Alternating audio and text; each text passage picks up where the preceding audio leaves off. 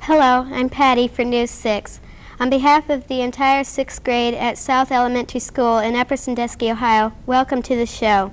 Just sit back and enjoy because we've several interesting stories to tell you about. To start off the show, let's go to Joe. Thanks, Patty. Last month, our class went on a field trip to the Center of Science and Industry in Columbus. We were very impressed with all the unusual things to see. Near the entrance to the building, there is a giant pendulum that rotates with the earth. On the first floor is a display where people can listen to find out how the telephone system has evolved and how it works now. Of course, the way to hear the explanation is by listening through a telephone. The second floor contains the planetarium. Here, the class members heard talks about the many constellations that are roaming around in space, plus talks about different planets in our solar system. Also on the second floor were the streets of yesteryear, where everyone could see an old doctor's office, a general store, and a blacksmith shop. When we reached the third floor, we saw the transparent talking woman. As she explained the different parts of her body, each part would light up. Also on display were the giant eyeball that we could walk through and examine the many parts. A giant heart was also on display. A coal mine is located on the ground floor. We went into a deep mine shaft and also found out many things about different rocks and where they can be found in Ohio. All in all, everyone had a great time touring the Center of Science and Industry in Columbus. If you ever have a chance to go there, don't miss it. Each month, the students at South School eagerly await the next issue of our school paper. Each issue has classroom news from each grade, plus features like poems composed by students, word search puzzles, crossword puzzles, and a follow the dots. We were proud of our paper and hope you have a chance to publish a school paper. Everyone at South School has fun, and we learn things too. For more news, here's Lisa. Earlier, Joe told you about our trip to Columbus, but Upper Sandusky has a great museum of its own. The Wyandotte County Museum on 7th Street started out as a home, built in 1852. But in 1962, L.B. McConnell, granddaughter of the builder, donated the home for the use of the museum. Only a few changes have been made in the beautiful home. A summer kitchen and smokehouse were added after the structure was built. The first floor of the museum contains things like a music room, where many rare and old musical instruments are displayed.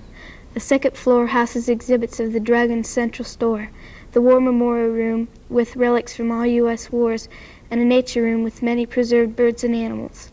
Also on the museum grounds is an original one-room schoolhouse, furnished in the manner of one-room schools of the past. If you're ever in Upper Sandusky, stop by the Wyandotte County Museum. You won't be sorry. Also on display at the Wyandotte County Museum are items that represent a rather unusual murder case that occurred in the area. On September 17, 1953, Cynthia Fail, a 19-year-old girl from New York, was found murdered. The identity of the victim was traced by the red slippers she was wearing when she met her fate. After an investigation by Wyandotte County law officers, the accused murderer was captured in Delaware, only 5 days after the body had been found.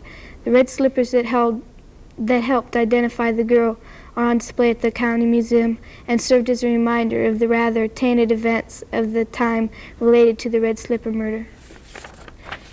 Just about every town and city in the United States is preparing for the nation's bicentennial celebration. To find out about the bicentennial parade scheduled in Upper Sandusky and the other events planned by our bicentennial committee, our classmate Cindy Cunningham talked to a member of the committee, Mrs. Jean Garner. Here's what Cindy found out. Mrs. Garner, tell us about the bicentennial parade. Our bicentennial parade is going to be Saturday, July the 3rd. We are asking all civic organizations, all businesses, anyone that really wants to get in this parade because we want it to be one of the largest ones that has been held in the last 200 years. What other events are the Bicentennial Committee planning? During the first 3 days of July, July the 1st on Thursday, July the 2nd on Friday, and July the 3rd on Saturday, we will have craft days, and this will be centered around our bicentennial headquarters here on South Sandusky Avenue and also around our courthouse.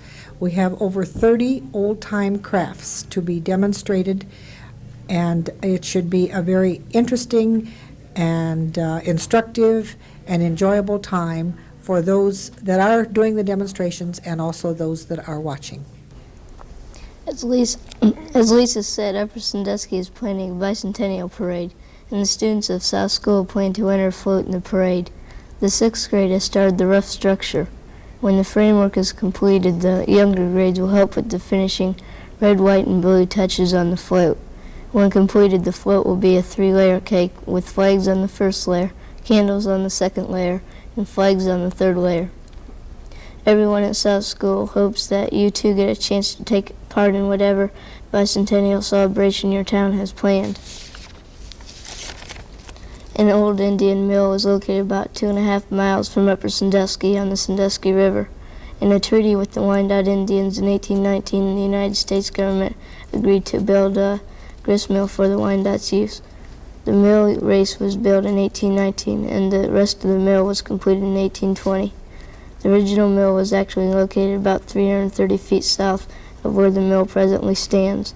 In 1862, about 20 years after the Wyandottes left to move west, the mill was moved to its present location. By the way, the original stone burr and wood machinery are still intact at the mill.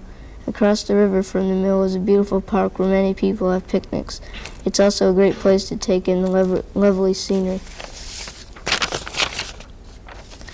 The old Mission Church of Upper Sandusky was built in 1824 as a meeting place for the Wyandotte Indians and was used until 1843. It was then left alone and proceeded to weather and decay. Only after the building was about to fall apart was it realized the great meaning of the building. The old Mission Church was then rebuilt, using as much of the original materials as was possible. In 1960, the structure was dedicated as a national shrine by the Methodist Church. With the final word, let's go back to Patty. Everyone at South Elementary School in Upper Sandusky would like to wish everyone watching a very happy Easter. We hope that the Easter Bunny is good to you, and we sincerely hope that everyone takes time to think of what this time of year really means to all of us. From all of us to all of you, have a happy and peaceful Easter season. I'm Patty, speaking for the entire 6th grade at South School in Upper Sandusky. We hope you enjoyed our News 6, and thank you for watching. Once again, have a good day and a happy Easter.